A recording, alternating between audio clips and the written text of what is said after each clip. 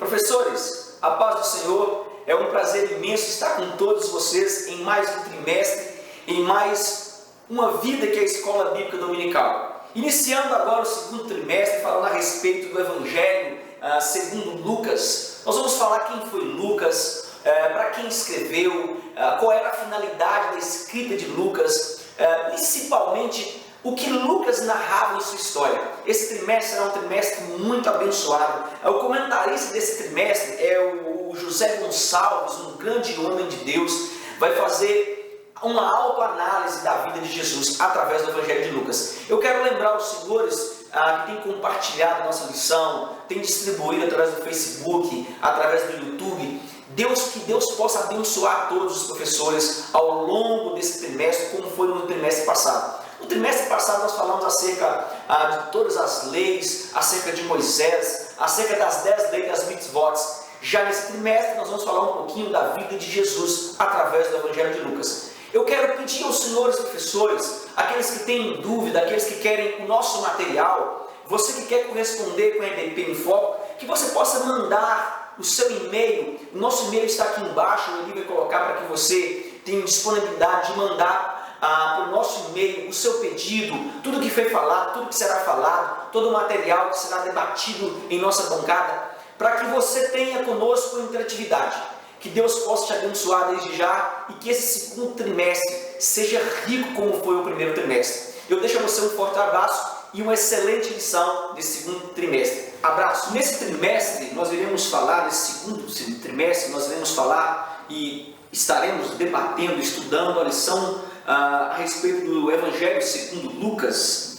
É o terceiro Evangelho e é muito interessante. Nós vamos falar sobre a história de Lucas. Lembrando, senhores, que Lucas não era judeu e por isso ele apresenta Jesus como meio de salvação a todos. O comentarista desse trimestre é José Gonçalves, um grande homem de Deus, essa PhD, e nós teremos noção a tudo que é falado acerca de Jesus de uma visão externa, não mais uma visão interna, mas uma visão externa, que o Lucas era médico e ele vai dar uma minuciosidade acerca de quem era Jesus. Eu queria que você prestasse bem atenção nessa aula, é a nossa primeira aula e será um trimestre maravilhoso. A leitura bíblica em classe, meus amados, está em Lucas 1, o versículo de número 1 até o versículo de número 4. Eu quero lembrar os senhores professores, a você que está iniciando este ano, você que é novo como professor, pare um tempo para estudar a respeito de Lucas, leiam todas as cartas de Lucas, debata consigo mesmo, outros professores na internet, mande o seu link para a EBP em Foco, nós teremos um imenso prazer em respondê-lo, com suas dúvidas, com suas consultas, tudo que é falado aqui, eu vou ter um prazer enorme de te enviar. A respeito de tudo que nós vamos estudar, a introdução, hoje eu não vou ler tópico por tópico, mas eu vou comentar cada tópico, e que você possa anotar na sua revista. Você que já adquiriu a revista, você que não adquiriu, adquira a sua revista para que você possa levar para a sala e colocar um conceito para os seus alunos. Você é o primeiro a ter a noção do Evangelho de Lucas. Os seus alunos vão começar a entender Lucas através de você, professor. Então, tenha um tempo para a revista, tenha um tempo para a sala de aula, tenha um tempo para você e, principalmente, tenha um tempo para Deus. Quando você tem um tempo para Deus, todas as demais coisas se abrem, todas as portas se abrem, porque Deus é perfeito em relacionar-se com aqueles que o buscam. Amado, olha que interessante, desde o início da revista, na introdução, é interessante que nessa introdução eu queria deixar bem claro para você o que é Evangelho. Nessa introdução, leve para a sua sala o significado do Evangelho. O significado do Evangelho, ele vem do grego Evangelho. Esse termo grego significa boa nova, boa notícia, boa mensagem e principalmente ele é a chegada do reino dos céus. Então nessa introdução já comece mandando para os seus alunos algo que tenha impacto na vida deles. Amém, professor? Introduza na mente deles o que é Evangelho. Desde o início dessa lição você deve colocar o termo Evangelho para que eles entendam. Eu vou desde já mandar um grande abraço para os amigos que têm relacionado com a EBP em Foco, têm nos dado a honra de estar nos assistindo, e são muitos alunos que nós temos. Eu quero mandar um abraço para Maciel Lopes, quero mandar um abraço para Kátia Vânia, quero mandar um abraço para Roberto Vieira, um grande homem de Deus, para Manuelzito Tolentino de Divisa Alegre, amado, que Deus te abençoe, para Marcelo Alves de Boqueirão, Saquarema, no Rio de Janeiro. Amado, essa lição é bênção em nossas vidas e será bênção na sua vida. Quando você já introduziu falando acerca do que é Evangelho, nós devemos entender, e já leve para a sua sala, algo muito interessante, que quando nós lemos o Evangelho de Lucas, e isso aqui é muito interessante, nós vamos nos deparar, Lucas capítulo 1, com uma carta viva. Por que uma carta viva? Porque ela é de fácil adaptação. Tem cartas que são muito difíceis, mas Lucas não, Lucas ela é de fácil adaptação, principalmente para iniciantes, aquelas pessoas novas nas escolas, ela é de fácil adaptação, amado. Então quem começa a ler Lucas já começa a entender o significado acerca da vida de Jesus. Então leve isso para a sua sala, que Lucas é um relato fácil sobre a vida de Jesus. Ele é um relato ímpar que nos outros evangelhos você não vai encontrar. Por que isso, professor? Porque Lucas, ele é minucioso naquilo que ele faz. Por quê? Porque Lucas era médico, e isso nos chama a atenção. É interessante você salientar para a sua sala que Lucas, antes de começar a sua escrita, já nos dá uma noção de que ele já havia visto alguém falar de Jesus e ouvido alguém falar de Jesus. Por isso que ele se apaixona por Jesus, ele se apaixona pelo Messias. Lucas agora ele é patrocinado por Teófilo e ele então passa a escrever essa carta para Teófilo. O Evangelho de Lucas contém 24 capítulos, isso é muito interessante você saber. Ele era cristão de formação grega, nasceu em Antioquia, na Síria. Anote isso aí, professor. Segundo algumas culturas, dizem que Lucas ele era artífice da cultura helenista e fazia parte, agora ele vai fazer parte do terceiro evangelho, que é o evangelho sinótico. O que é o evangelho sinótico? É a igualdade do evangelho de Marcos, Lucas, o evangelho de Mateus e João. Há uma singularidade, há um encontro entre eles. Na sua sala, esse debate deve acontecer. A igualdade entre esses evangelhos. Então já comece essa introdução falando sobre isso. Há uma linguagem diferente, amado. Entende isso aqui? No evangelho de Lucas. Por quê, professor? Porque ele escreve baseado nas nascentes judaicas. Isso é interessante. Ele escreve algo que ele não viveu, mas algo que ele vai passar a viver. E quando ele passa a viver, ele passa a narrar o que estava acontecendo à sua volta para Teófilo. Ele registra, tudo que ele registra é uma linguagem cuja beleza sobrevive à tradução. Isso é muito interessante, meu amado. Ele torna o texto de uma expressão bem maior do que os demais autores. Lucas traz a realidade. Parece que quando nós lemos a carta de Lucas, nós estamos vivendo com o próprio Jesus. Eu queria que você notasse bem isso, para que você introduza na sua sala o estilo literário de Lucas, diferente de Mateus, diferente de Marcos. Enquanto eles eram gentios, escrevendo para judeus, enquanto o outro era judeu escrevendo para judeu, Lucas diferencia o fato. Lucas era gentil e escreve para gentil. E ele prega Jesus de uma maneira totalmente diferente e de uma maneira totalmente culta. Essa introdução traga isso. Já no tópico de número 1, eu queria que você anotasse o texto de Colossenses. Existe algo muito interessante em Colossenses e nos traz à memória algo que vai acontecer nesse trajeto de número 1, que fala acerca do terceiro evangelho, a autoria e a data. Colossenses 4:14, nós vamos nos deparar com um texto que diz, olha o que diz Colossenses 4:14. Saudai-vos Lucas, o médico amado, também Demas. Amado, isso nos mostra, isso aqui é muito interessante, que há uma veracidade no Evangelho de Lucas. Por quê? Lucas tem um encontro com Paulo e passa a ser amigo de Paulo. Segundo alguns historiadores, é interessante que ele chega a dizer que Lucas cuidou de Paulo nos seus últimos momentos de vida. Isso nos mostra que Paulo afirma na sua carta em Colossenses e chega a cumprimentar Lucas. Olha que interessante, nós vimos Paulo dizer que Lucas agora o acompanha em sua rotina, em suas pregações. Outro texto muito interessante nós vamos encontrar em 2 Timóteo 4, versículo 11. O que nós vamos achar em 2 Timóteo é algo interessante, porque nos dá uma noção do que Paulo fala acerca de Lucas.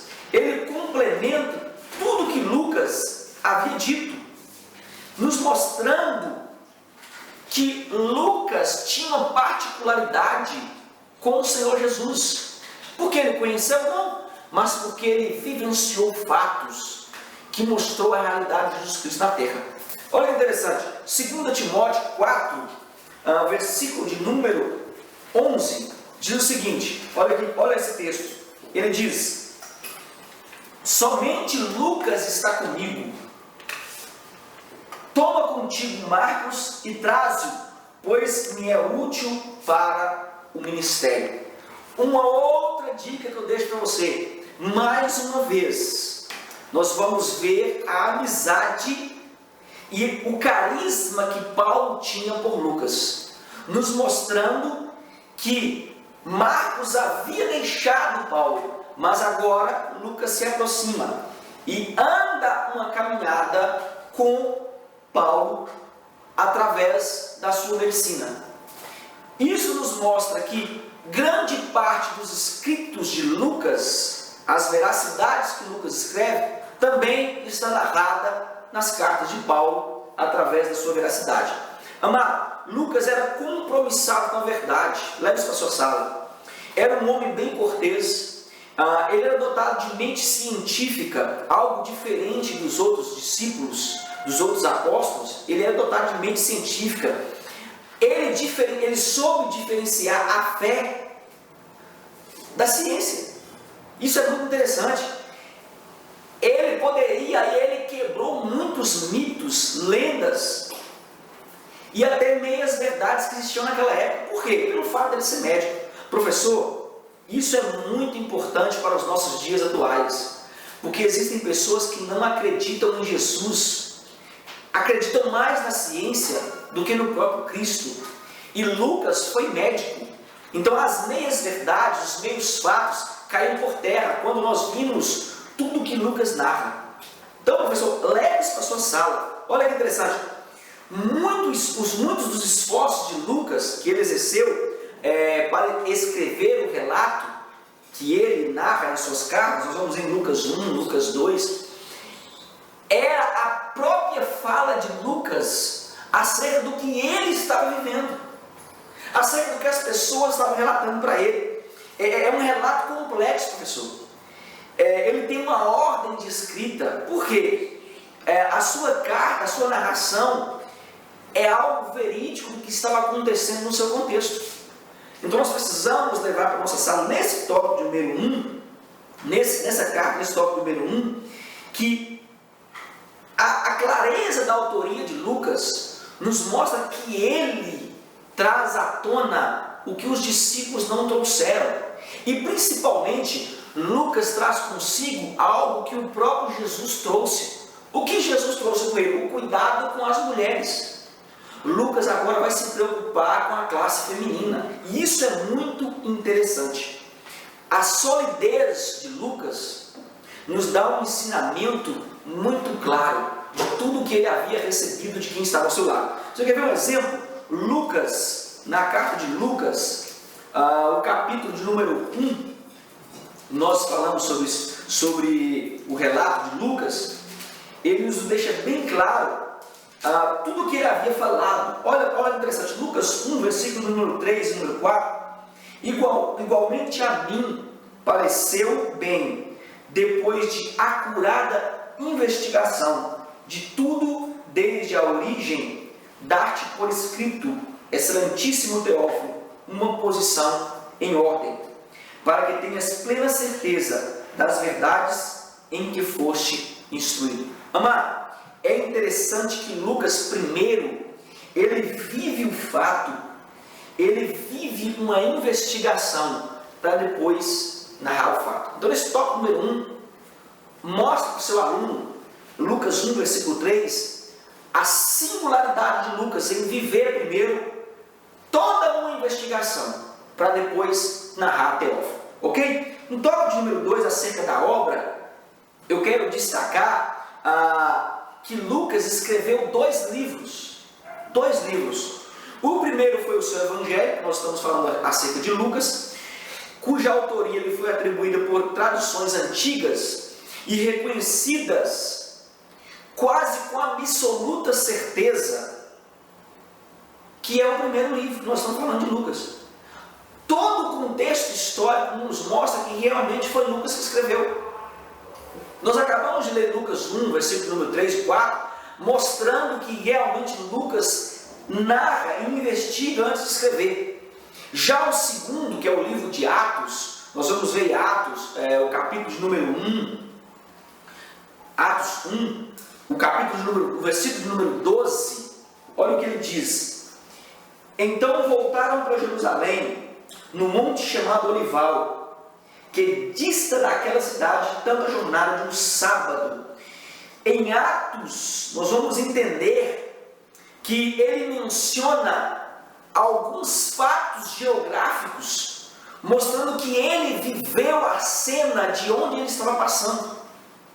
Lucas não só narrou, mas como também andou em diversos lugares para falar acerca do que ele estava estudando. Amado, Lucas foi além de tudo que nós vivemos, de tudo que nós falamos. Enquanto nós ouvimos falar, Lucas esteve no lugar para narrar o fato. Então leve isso para a sua sala. Desse modo, o livro de Atos, ele foi o segundo livro escrito por Lucas. Os dois foram para óbvio. Eu coloquei na minha introdução aqui, ambos dedicados a quem? A Teófilo. Nós vamos entender que Teófilo, no significado aí, o termo Teófilo significa amigo de Deus, ou amado de Deus. Os tradicionalistas apontam para o fato de que os manuscritos mais antigos reteve parte da abertura do papiro de Bornemann. O que é isso? Eles dizem que há uma discordância no livro de Lucas, mas não existe, amado. Lucas começa narrando algo que ele estava vivenciando, algo que ele estava vivendo ao longo de todo um andar com os discípulos. Lucas não foi para uma terra comum para viver algo que ele não tinha comprometimento. Não. Lucas traz consigo algo particular. E esse algo particular é a vivência do Evangelho. Já no tópico de número 2, no tópico de número 3, que fala acerca dos destinatários de origem, eu queria que você destacasse para a sua sala algo que me chamou a atenção nesse tópico, é o nome Teófilo.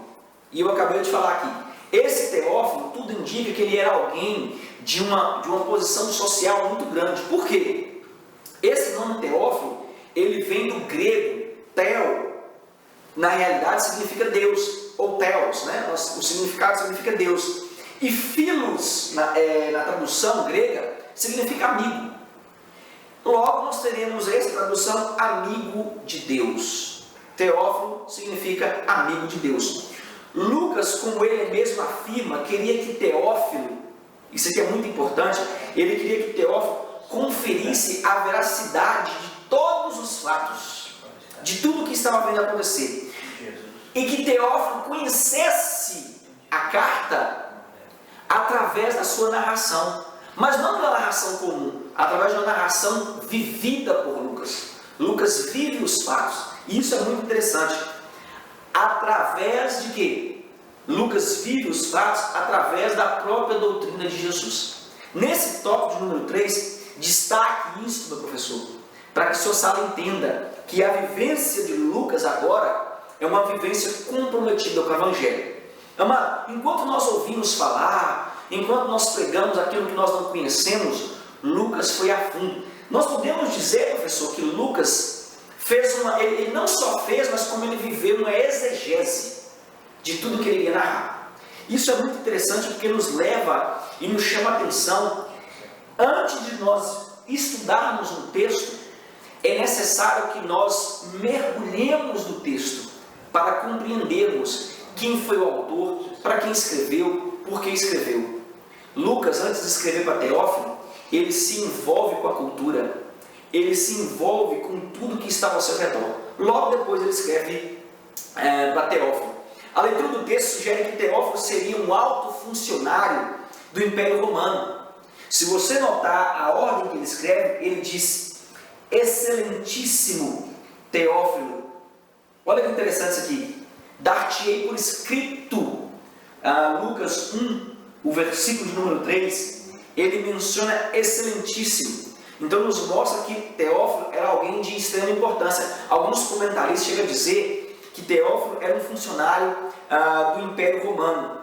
E de fato, Teófilo existiu. E alguns historiadores chegam a dizer que ele era convertido ao cristianismo. Se nós pudéssemos destacar mais alguma coisa nesse tópico de número 3, acerca da origem, nós iríamos destacar o termo aí, soteriologia. O que é soteriologia? Soteriologia é o estudo da salvação humana. Na realidade, nós vamos ver que Lucas, ele envolve o termo de salvação através de Jesus. E esse fato nos chama a atenção. Essa palavra, a palavra formada a partir de dois sentidos gregos, que é sóteros, que significa salvação, e logos, que significa palavra. Logo nós teremos aí esse estudo da palavra de Deus. Esse estudo da palavra de Deus é algo que Lucas fez com tamanha dedicação. Professor, nós precisamos frisar que Lucas teve algo que nós não temos, que foi se envolver no Evangelho. Não só no fato da narrativa. Toda a carta de Lucas já nos mostra que Lucas já havia se apaixonado com o Messias. Ele já havia dado parte da sua vida para o Messias. Amado, só de Lucas largar a sua profissão de médico para viver algo longe da sua profissão, nos mostra que ele queria descobrir algo e aprofundar acerca do Messias. E isso nos mostra que a história de Jesus, quando nós passamos a estudá-la e a vivê-la, nós nos apaixonamos e é impossível nós voltarmos a ser os mesmos. E outro termo que é muito interessante aqui nesse tópico número 3 é o que nós chamamos aí carisma ou charismas no hebraico. O que é isso? Esse termo significa carismático. Esse termo carismático significa aquele que tem carisma, aquele que conquista, que ele tem o poder da graça. Esse poder da graça é o quê? Ele seduz as pessoas através de um sentimento de bondade. É interessante que Lucas vai mostrar o Messias com um carisma totalmente diferente dos outros discípulos. Ele mostra Jesus num carisma tão grande e numa profundidade tão grande que ele chega a mencionar Jesus como aquele que defendia a classe de menor poder. Isso é muito interessante, sabe por quê, amado? Enquanto os outros preocupavam-se em narrar parábolas, em narrar fatos, nós vimos Lucas aprofundar em algo que os demais discípulos não aprofundaram. E algo me chamou a atenção acerca de Lucas, que Lucas, ele narra parábolas? Sim. Ele fecha os olhos para os acontecimentos à sua volta e ele relata algo que parece que ele estava vivendo com o próprio Jesus. Amado, parece que Lucas ele se envolve com o Evangelho E o Espírito Santo toma de uma maneira tão grande que isso não aconteceu ainda, ia acontecer em Atos, mas parece que o Espírito Santo já havia tomado Lucas e traz uma particularidade das cenas vividas por Lucas que nenhum outro discípulo viveu. Nenhum outro discípulo. Só para nós termos noção, em João, há algo particular que me chamou a atenção quando eu estudava, e eu pude notar que Lucas chega a ser como João em alguns trajetos da Bíblia. João capítulo 21, o versículo de número 24, olha o que João diz: este é o discípulo que dá testemunha a respeito dessas coisas e que escreveu, e sabemos que o seu testemunho é verdadeiro. Olha que interessante, parece que os dois estão vivendo a mesma cena. Então leve para a sua sala que Lucas vivenciou, não só narrou, mas viveu os fatos. No capítulo de número 4, eu queria que você entendesse, professor, algo que me chamou a atenção no tópico de número 4, que fala acerca dos fundamentos e historicidade de fé cristã. Algo que me chamou a atenção acerca dessa história é que a narração de Lucas, ela nos mostra que não somente os pobres viveram o reino de Yeshua, não foi só os pobres, mas também os ricos. E Lucas me deixa algo que me deixou intrigado. O autor Lucas, em sua forma de narrar, isso aqui eu achei muito interessante, ele não só narra com particularidade o que aconteceu, mas ele nos deixa datas, ele nos deixa locais e ele nos deixa nomes para dar o quê? Para dar veracidade à sua carta. Isso nos mostra que Lucas se preocupou com algo que ainda iria acontecer, porque o canon bíblico nos mostra para que uma carta seja verídica. O que é o canon?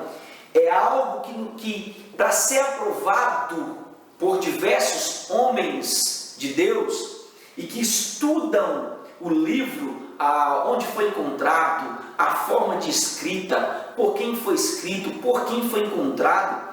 O canon, ele mostra a autoria, ele mostra a preocupação antes de que ele seja exposto na Bíblia. E Lucas nos deixou algo que nos mostra a veracidade dos fatos antes deles acontecerem. Ele se preocupou com data, ele se preocupou com local, ele se preocupou com fato e principalmente com nomes citados. Por quê? Para que todas as coisas fossem de fácil entendimento e principalmente para quem estivesse estudando pudesse crer que verdadeiramente ele se preocupava com o Evangelho de Jesus. Outra coisa que me deixou intrigado nesse Evangelho de Lucas, professor, assim como os outros, ele não segue uma ordem histórica, professor. Não segue uma ordem histórica. Ele não pretende narrar fatos na mesma ordem em que foi acontecendo. Lucas não se preocupa com isso. Nem tampouco da origem geográfica. E nem com assunto teológico. Lucas não se preocupa com isso.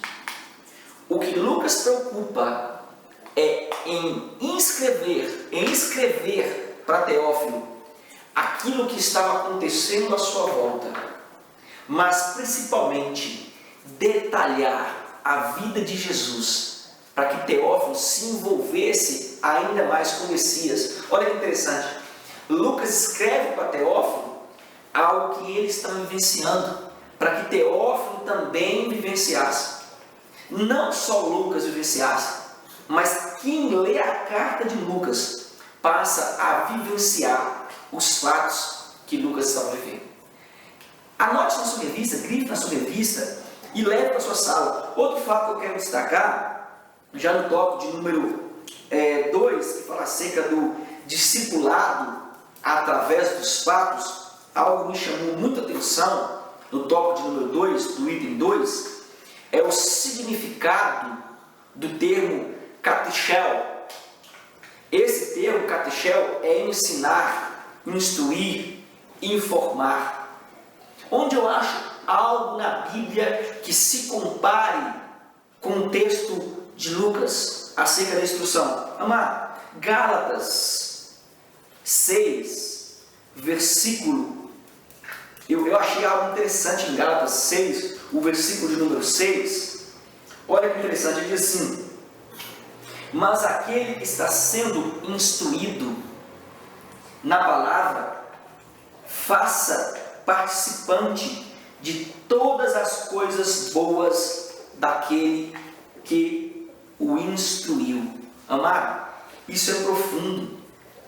Olha, a leveza e a companhia de Paulo nesse termo catechel. Ele chega a dizer a mesma coisa que Lucas estava dizendo. E Lucas em 1,4, em Lucas 1, versículo 4, nós vamos ver que Lucas diz assim: para que tenhas plena certeza das verdades em que foste instruído. Olha que interessante, professor. Lucas estava instruindo quem? Teófilo. Lucas não só estava vivendo o reino de Yeshua, mas estava levando para Teófilo algo que Teófilo ainda não tinha vivido, professor.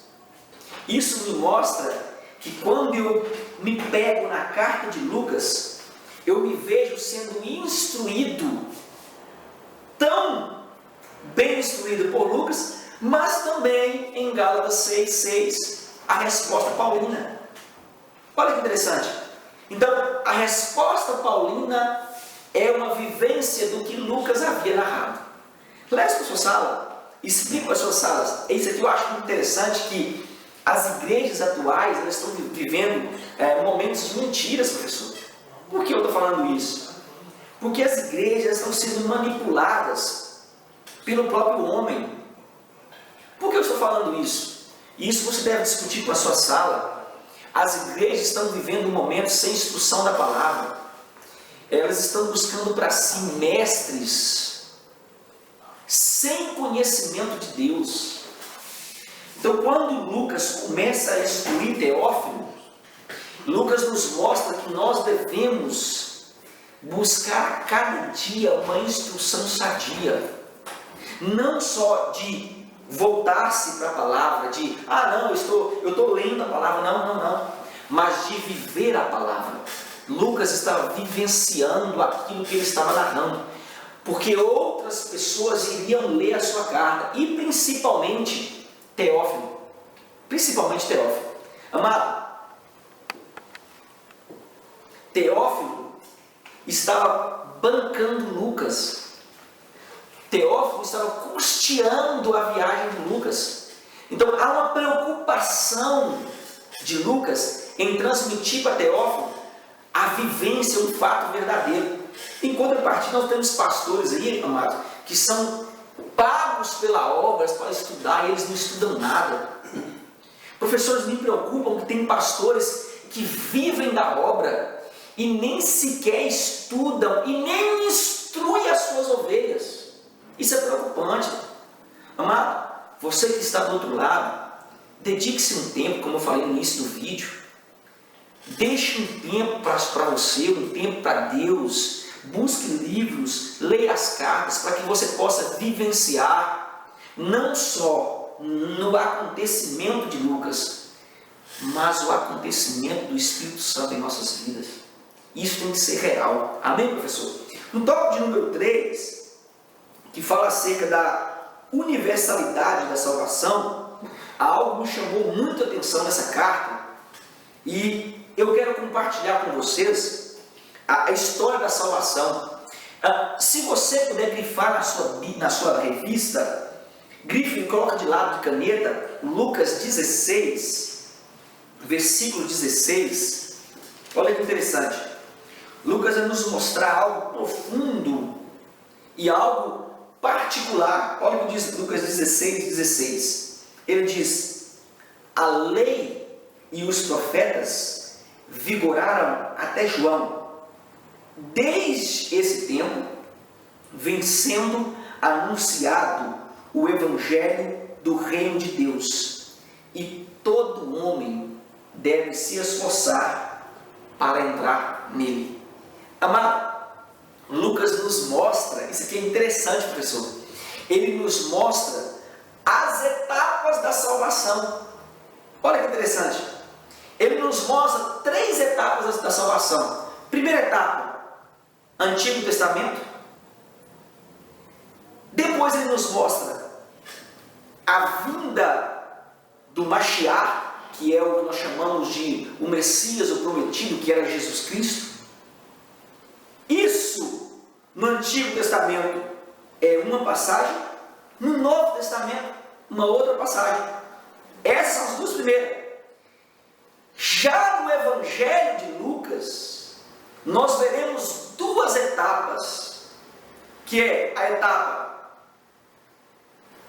do Antigo, que ele acaba de falar que vigora até João. Depois ele mostra a vinda do Mashiach, de Jesus. E a terceira etapa, ele nos mostra verdadeiramente um complemento. Sabe quando? Em Atos. De que maneira? Amado, no terceiro evangelho dele, ele nos mostra que a descida do Espírito Santo é algo que complementa a salvação. Amado, enquanto muitos não creem no Espírito Santo, Lucas divide essas fases e nos mostra que nós precisamos entender que até João Batista houve um tempo de salvação, e Yeshua apresenta uma nova etapa de salvação através do Evangelho, através dele próprio. E agora o Espírito Santo sela os seus para o fim da redenção. Lucas complementa essa terceira etapa em Atos. E algo me chamou a atenção, que as 2 cartas, que alguns autores, alguns homens dizem que não foram escritas por Lucas, é um complemento uma da outra. É impossível você ler Lucas ou ler Atos sem entendê-las, sem que ambas sejam complementos, sem que ambas mostrem a segunda fase da igreja. Ele relata a vida de Jesus através da salvação e mostra que Jesus é assunto ao céu, mas deixa o Consolador, que é o Espírito Santo. Olha o complemento da carta. Isso é maravilhoso. Já no item de número 2, eu quero deixar para vocês, que fala a salvação em seu aspecto universal. Lucas escreveu algo fantástico para nós, professores, que nos marca ao longo de toda a história. Em sua apresentação de Jesus como homem, Lucas menciona a genealogia de Jesus, que começa em Adão. Isso aqui é muito interessante, e fica demonstrada a sua humanidade terrena até chegar em Cristo. Amado, sabe o que Lucas estava querendo nos provar? Nesse tópico, através da salvação universal, que Jesus obedeceu todos os trâmites humanos. Ele começa em Adão, mostrando uma genealogia de onde ele surgiu. Ele não veio por um acaso, ele não surgiu do nada, como algumas pessoas dizem, não. Ele tem o seu princípio em Adão, e nos mostra a sua humanidade, nos mostra que ele realmente nasceu de mulher. E é interessante que a genealogia é uma forma de demonstrar que Cristo não apareceu magicamente, como diz algumas pessoas. Não. Mas ele nasceu de uma descendência, embora de modo sobrenatural, como nós sabemos que ele foi concebido pelo Espírito Santo, e se utilizou de Maria, que foi agraciada por Deus, mas nos mostra que ele obedeceu um padrão humano para vir à Terra. Amado, eu achei algo tão interessante. Lucas nos oferece algo que nenhum dos outros nos ofereceram, que ele nos mostra algo sobre o nascimento de Jesus, sobre a infância de Jesus, que os outros evangelhos não narram. E eu achei interessante que em Lucas 3, o versículo de número 23, olha que interessante, Lucas 3, versículo de número 23, ele diz: ora, tinha Jesus cerca de 30 anos ao começar o seu ministério. Era como se cuidava, filho de José, filho de Eli. E ele começa a narrar: Eli, filho de Matate, Matate, filho de Levi. E vai seguindo. Ele nos mostra que Jesus tem uma descendência. Que descendência é essa? A mesma que todos nós temos. A genealogia de Jesus é a mesma genealogia que eu e você temos. Somos todos descendentes de Adão. Ele nos mostra que Jesus nasceu de um mesmo princípio humano que eu e você nascemos. Ele nos mostra que Jesus tem um caráter humano, apesar de ser divino. E nós vamos ter a briga da teologia entre 100% homem e 100% Deus habitando no corpo humano. Ele era parte espírito e parte humana. E essas duas partes agora nos mostram que ele tinha a atitude divina, mas tinha uma atitude humana, nos mostrando que ele era real em nosso meio. Amado, um texto bem colocado para nós falarmos sobre isso na nossa sala, e eu achei interessante, é Efésios 2, o versículo de número 8. Anote aí, professor. Efésios 2, o versículo de número 8 e o versículo de número 9 diz assim: porque pela graça sois salvos, mediante a fé, e isso não vem de vós, é dom de Deus. E ele prossegue dizendo: não é de obras, para que ninguém se glorie. Sabe o que Paulo está dizendo? E isso me chamou muita atenção. Olha o complemento da carta de Lucas em Paulo. Ele está dizendo: a graça é o meio da salvação. Quem é a graça? Jesus. E ele chega a dizer, olha que interessante, no versículo número 7, ele diz: para mostrar nos séculos vindouros uma suprema riqueza da sua graça. E no versículo de número 8 ele complementa: porque pela graça sois salvos. Ele está dizendo: porque vocês receberam aquilo que vocês não mereceram, que é Jesus Cristo. E ele complementa dizendo: mediante a fé. Amado, para receber Jesus, nós precisamos ter fé, porque o nascimento de Jesus foi algo diferente de todos os nascimentos.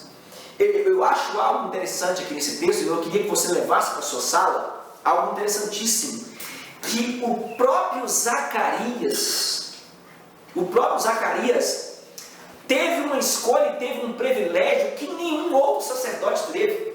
A Bíblia menciona e chega a dizer que Zacarias teve um privilégio, amado, de que os outros sacerdotes não tinham. Por quê? Olha que interessante. Eu achei algo interessante aqui, eu escrevi sobre isso, que Zacarias, ele duvidou acerca do que Deus ia fazer na própria vida dele. Por quê? Existiam cerca de 20 mil sacerdotes, e eles eram divididos em grupos de 1000, e cada um oferecia o sacrifício pela manhã, pela tarde, e era contínuo. Zacarias, ele fazia parte da classe de Abias, e Zacarias agora tinha que tirar sorte para ver quem entrava no Santo dos Santos.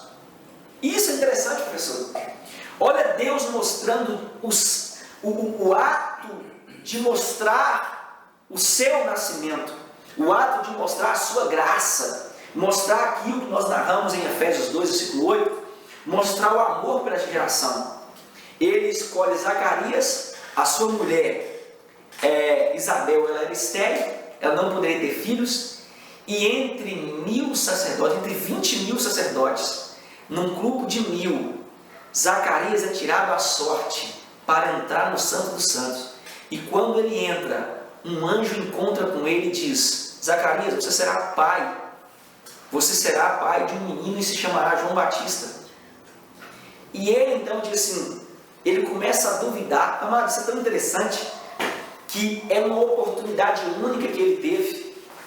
E é interessante que, se nós pararmos para imaginar, professor, você imagina o tempo que ele ficou a mais dentro do Santo dos Santos, algo que nenhum outro sacerdote permanecia durante tanto período lá dentro. Esse período nos mostra que ele teve uma conversa com o anjo, e o anjo dá detalhes acerca de tudo que ia acontecer. E por ele duvidar, o anjo diz para ele: em todo o acontecimento, até o nascer do seu filho, João Batista, você ficará mudo. Amado, isso nos mostra que nós não devemos, em hipótese alguma, duvidar do que Deus é capaz de fazer em nossa vida. Então, algo que nos chama a atenção é o nascimento de Jesus. Nós precisamos ter fé, professor. A nossa sala precisa entender que fé não é aquilo que se vê, mas é aquilo que se espera. Maria teve fé.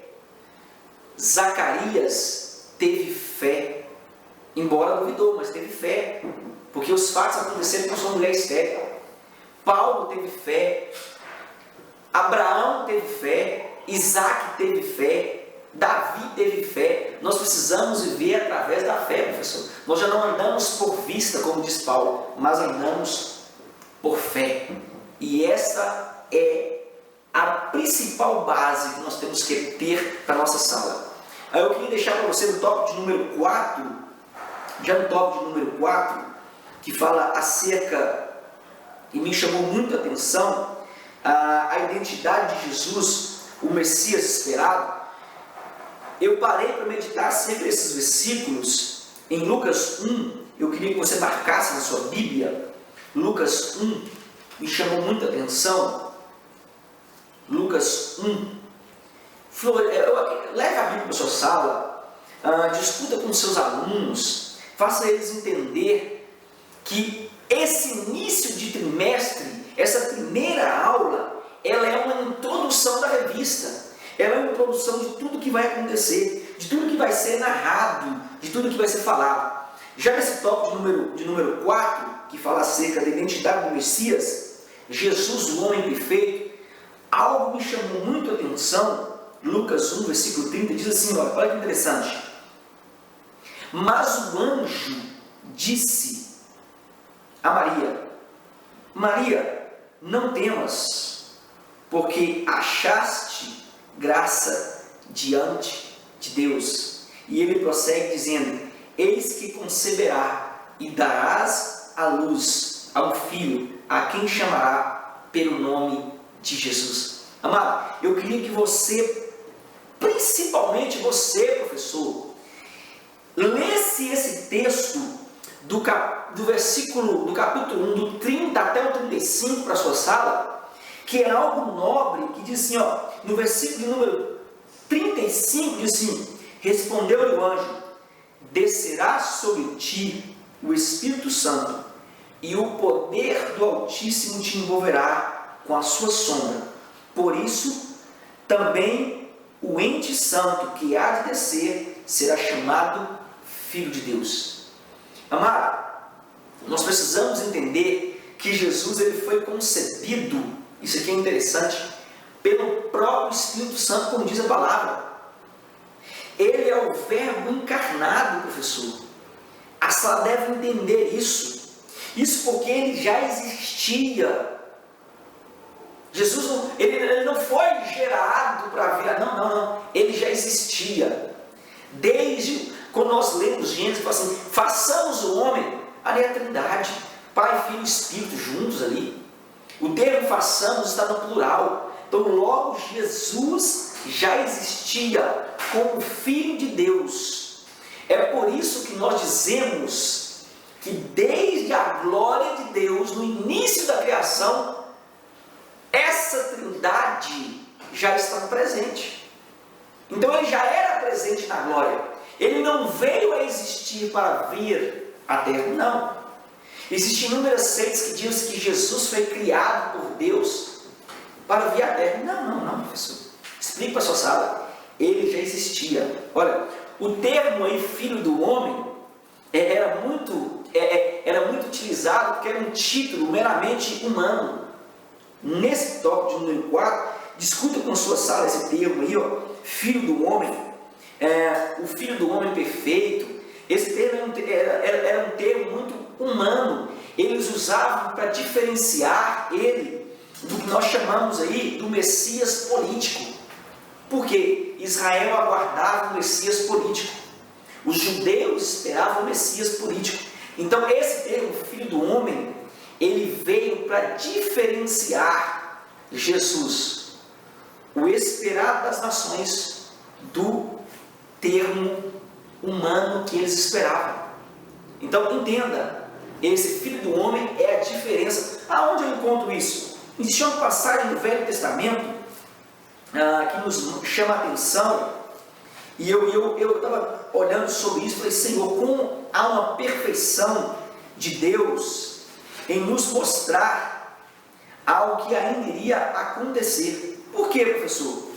Porque quando Deus ele nos mostra algo no Novo Testamento, ele nos mostra que na antiguidade já existia. E o ato de já existir na antiguidade, tudo que estava no Antigo Testamento já aponta para o Novo Testamento. Onde eu acho isso? Abra comigo, professor, marque em sua Bíblia, Daniel 7, o versículo de número 13 e o versículo de número 14. Olha que interessante, acerca do que Daniel diz. Esse termo, filho do homem, era para se cumprir o que Daniel já havia profetizado. Você quer ver? Olha que interessante. Daniel 7, 13 e 14 diz assim: eu estava olhando as minhas visões da noite, e eis que vinha com as nuvens do céu, como filho do homem. Olha que interessante, professor. E dirigiu-se ao ancião de dias, e o fizeram chegar-se até ele. Foi-lhe dado domínio e glória e o reino, para que os povos, nações, homens de todas as línguas o servissem, e o seu domínio é domínio eterno, que não passará, e o seu reino jamais será destruído. Olha que profundidade que Daniel falou. Daniel já tinha uma visão acerca da revelação, e Daniel já fala acerca do Filho do Homem. Aqui nós podemos dizer e podemos asseverar, professor, que ele já falava de Jesus como homem. Ele já tinha uma visão do Filho de Deus vindo à terra, sendo pendurado no madeiro e ressuscitado num corpo de glória, e agora vindo com um reino eterno. No versículo de número 14, ele diz que lhe foi dado domínio, lhe foi dado a honra, lhe foi dado a glória, e que o seu reino eterno jamais passaria. Agora sim, professor, vai para a sua sala. Já no tópico de número 2, que diz o Messias, o Espírito Santo, eu queria destacar para vocês, amados, algo muito interessante que está aí em Lucas, o capítulo 4, e isso eu queria que você lesse para a sua sala, para que eles entendam o que Jesus falou e o que existe no Antigo Testamento. Porque quando nós entendemos o que o próprio Jesus falou, nós vamos ver que ele falava aquilo que já havia sido dito no Antigo Testamento.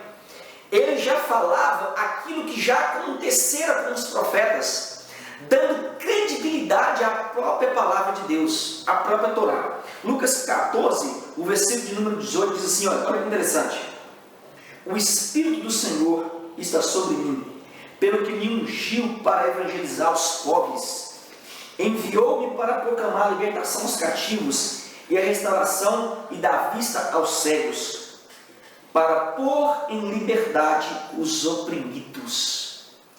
Ele estava falando de quem, amado? Ele estava falando dele.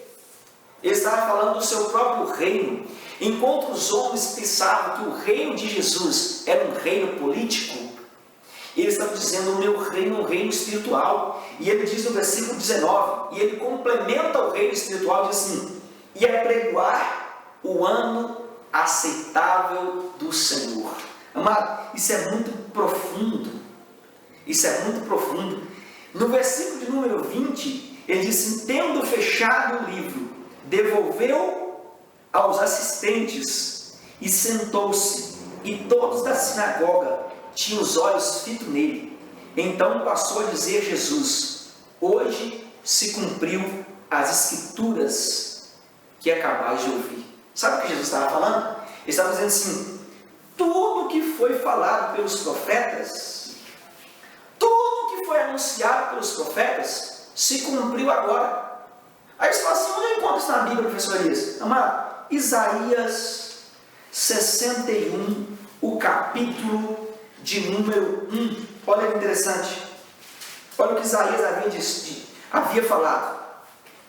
Isaías diz: o Espírito do Senhor está sobre mim, porque o Senhor me ungiu para pregar boas novas aos quebrantados, enviou-me a curar os quebrantados de coração, a proclamar a libertação aos cativos e a pôr liberdade aos algemados. E ele complementa dizendo: apregoar o ano aceitável do Senhor, o dia da vingança do nosso Deus, e consolar todos os que choram. Amado, Isaías estava profetizando o que Jesus disse em Lucas 4, versículo 18. Amado, isso é tão interessante que nos mostra, assim como o Filho do Homem, que nós acabamos de dizer, é dependente do Ruach HaKodesh. O que é o Ruach HaKodesh? Ruach HaKodesh é o Espírito Santo. Assim como o Filho do Homem é dependente, nós também precisamos ser dependentes dele em todo o tempo. Nós precisamos ser dependente dele em todos os momentos. Para quê, professor Elias? Para espalhar a boa nova. E o que é boa nova? Evangelho. Fazer o que Jesus fez durante todos os seus 3 anos, de ministério, que foi evangelizar, pregoar boa nova. Amado, e eu fico triste em dizer que as igrejas hoje estão com medo de pregar boas novas. As igrejas estão com medo de pregar a volta de Jesus. São poucas as igrejas que falam sobre a volta de Jesus. Nós estamos vendo igrejas interessadas com tantas coisas, com tanta coisa que a igreja está sendo comprada, a igreja está sendo vendida, a igreja está com alicerce hoje em mamon, e isso é preocupante. Mas esta lição nos traz de volta, nos arremete de volta a principal base da igreja, que é Jesus Cristo, a pedra a qual os engenheiros rejeitaram. Mas que nesta lição, amado, que nessa introdução, neste princípio de aula, nessa lição do Evangelho segundo Lucas, que você possa colocar para a sua sala, de que os homens o rejeitaram, mas ele era a pedra fundamental para que todo o Evangelho fosse disseminado. A conclusão diz o seguinte: o terceiro Evangelho é considerado a coroa dos Evangelhos sinóticos, dos Evangelhos iguais que eu falei para vocês aqui. Enquanto o Evangelho de Mateus enfoca a realeza do Messias e o de Marcos o poder, Lucas enfatiza o amor de Deus. Lucas é o Evangelho do homem perfeito, da alegria, da misericórdia, do perdão, da oração, dos pobres e necessitados, e do poder e da força do Espírito Santo. Lucas é, portanto, o Evangelho do crente que quer conhecer melhor o seu Senhor e ser cheio do Espírito Santo. Amado, eu quero deixar para você, professor, nessa introdução, que você possa levar à sua sala um envolvimento do perdão, do amor, da oração, um envolvimento com o Espírito Santo e principalmente com Jesus, o Espírito excelente que nós temos em todos os tempos. Amado, eu quero terminar convocando a você para a nossa campanha, que nós já começamos aqui em Teófilo Otoni, para a EBP em todo o Brasil, para a Escola Bíblica de Professores, para a Escola Bíblica de alunos, para os pastores. uma campanha de oração.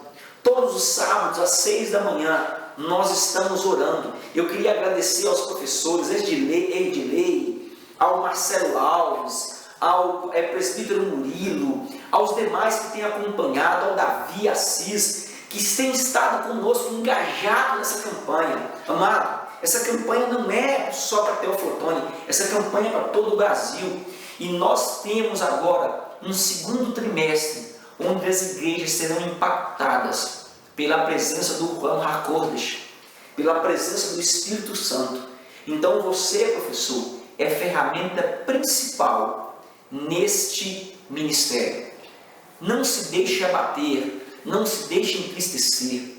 A sua sala é foco para que o Espírito Santo possa continuar atuando em nosso meio. Que Deus te proteja e te dê graça. Um forte abraço e até na próxima aula. A paz seja com todos. Amém.